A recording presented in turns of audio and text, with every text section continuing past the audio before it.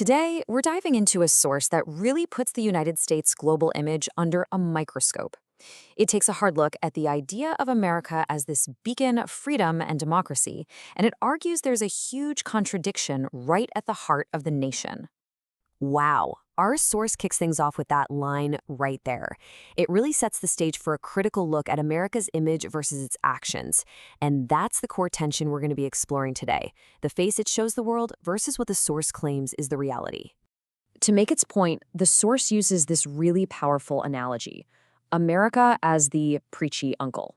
You know the type, right? The one who's always lecturing everyone else on how to live their lives while their own house is a complete mess. This idea, preaching one thing while doing the exact opposite, is the central theme we're going to unpack. Okay, first up, human rights. America often positions itself as the world's #1 champion of these rights.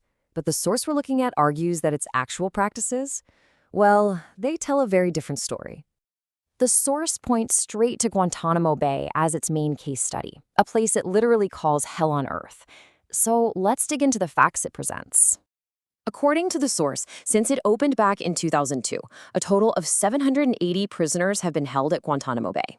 Now, this place was set up specifically to detain people captured during the War on Terror. But here's where it gets really startling.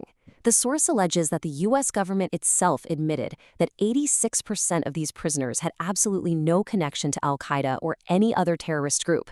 Think about that. If that's true, it means almost 7 out of every 8 people held there weren't who the government said they were.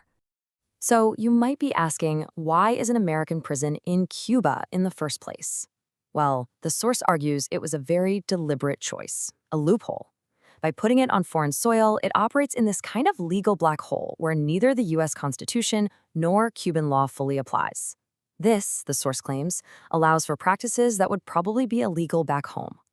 And the critique doesn't just stop at Guantanamo. The source introduces this term, the prison industrial complex. It describes a system where American prisoners are basically rented out to private companies for super cheap or sometimes even free labor. The source is blunt here, calling it a modern form of slavery. This chart really helps to show the sheer scale of the issue. The source puts it into perspective like this.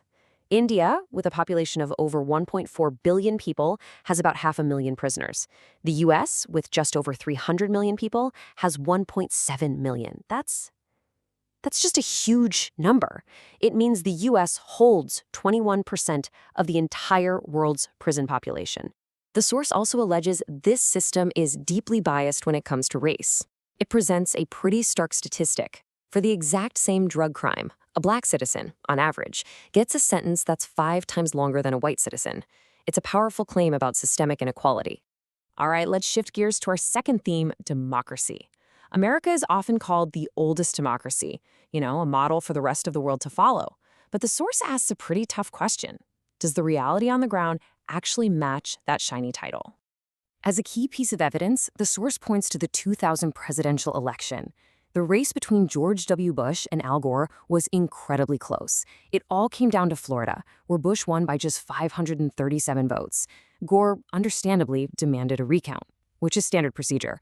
But the whole thing ended up going all the way to the Supreme Court. And here is where the source makes its most stunning claim. It says that one Supreme Court justice argued against finishing the recount because it could, and I'm quoting the analysis here, harm Bush's legitimacy. The conclusion from the source is that the court decided to protect a candidate's image rather than count every vote, effectively picking the president. The source then makes this really important distinction. It says there's illegal cheating, like stuffing ballot boxes, but then there's what it calls legal cheating, where the system itself is manipulated. This brings us to a practice that's technically legal in the U.S., but according to the source, is just deeply undemocratic. And that concept is called gerrymandering. The source explains it like this. Every 10 years, politicians get to redraw the maps of their voting districts. And they can draw these lines in all sorts of bizarre, squiggly shapes to pack their own voters together and spread out the opposition. It essentially lets them win the election before a single vote is even cast. And it's not just gerrymandering. The source points to other tactics it calls voter suppression. Things like reducing the number of polling places in certain neighborhoods, which creates these massive 5-hour lines.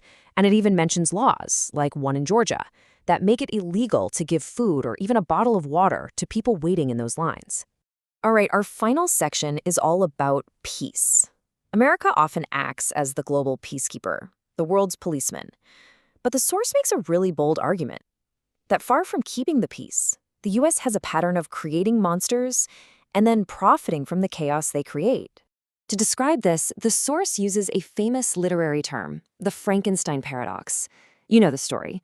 A creator is eventually threatened or destroyed by their own creation. The source argues this paradox perfectly describes decades of American foreign policy.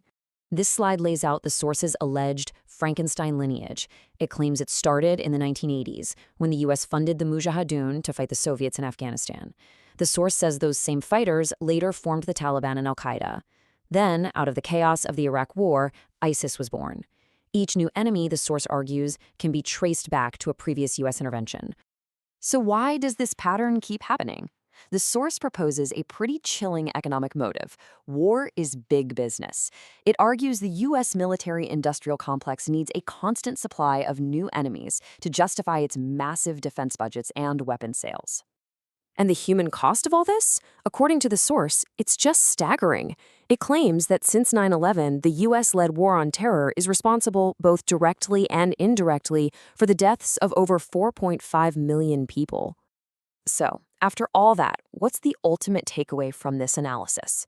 Well, the source concludes that for the U.S., cherished values like human rights, democracy, and peace aren't actually core principles. Instead, they're more like tools to be used strategically in foreign policy when it's convenient. So, in a nutshell, the argument is this. America preaches human rights while operating Guantanamo Bay. It champions democracy while, the source claims, it uses tactics like gerrymandering. And it promotes peace while profiting from war. This pattern of contradiction is the entire basis for its claim of hypocrisy. And so we end where the source leaves us, with a question. After looking at all of its claims on human rights, on democracy, and on peace, the source asks us to really reconsider the popular image of America and decide for ourselves, is it truly the land of the free?